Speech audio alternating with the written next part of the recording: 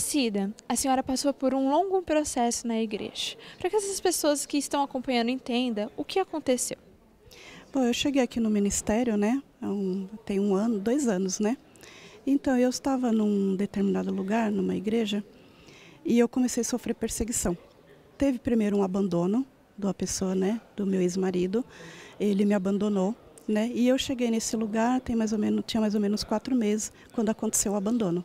Só que após o abandono do meu esposo, ex-esposo, eu comecei a sofrer perseguição. Eu comecei a sofrer assédio dentro desse lugar. E desde então a senhora começou a acompanhar a bispa, as palavras vinham e a senhora foi entendendo que aquilo era um processo que a senhora tinha que passar.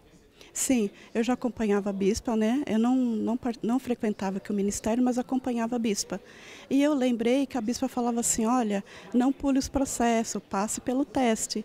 Aí eu comecei a pensar, peraí, eu nunca plantei isso, eu nunca fiz nada para ninguém nesse nível. Então é um teste, eu vou passar pelo teste. E eu fiquei quieta, eu fiquei calada, não falei nada para ninguém. Essa pessoa começou a me assediar de tal maneira que eu já não tinha mais como estar frequentando nenhuma reunião.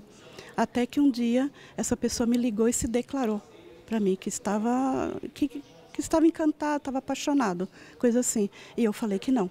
Eu falei assim, eu não quero, porque isso não faz parte do meu perfil. Sua esposa é minha amiga, nós trabalhamos juntas e outra, eu amo ao Senhor, eu estou aqui buscando a Deus. Eu não quero isso para a minha vida. E eu não quero participar disso. E falou assim, então, mas se você aceitar, não vai te faltar nada. Como eu tinha passado por um abandono, eu estava sem casa, sem alimento, eu estava sem nada.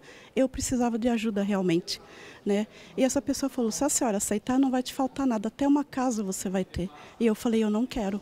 Só que eu continuei nesse local, não auxiliava mais essa pessoa, mas continuei nesse local. Porque eu entendi, é um teste e tudo isso vai passar. Mas essa perseguição depois se transformou numa perseguição, durou 3 anos. Como eu falei não, ele falou assim, então eu vou levar o seu caso e vou jogar você para as pessoas. E vou falar que foi você que está me assediando. E assim a pessoa fez. Então dentro desse local eu comecei a sofrer assédio de outros homens casados e solteiros e ser odiada pelas mulheres. Porque então eu era vista como mulher samaritana, era como me chamavam, prostituta. Né?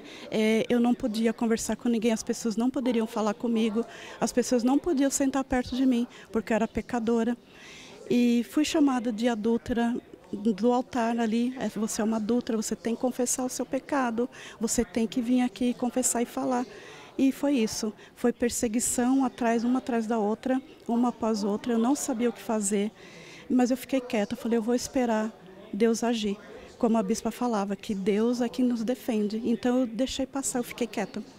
E quando toda essa situação já estava virando um caos, a senhora num desespero até, mas a senhora decidiu vir fazer os 52 dias em 2018. E desde então as coisas começaram a mudar, não é isso? Sim, verdade. Aí como eu já não estava bem nesse local, mas eu não saí, continuo lá, e eu vi a chamada dos 52 dias. Então eu vim fazer os 52 dias.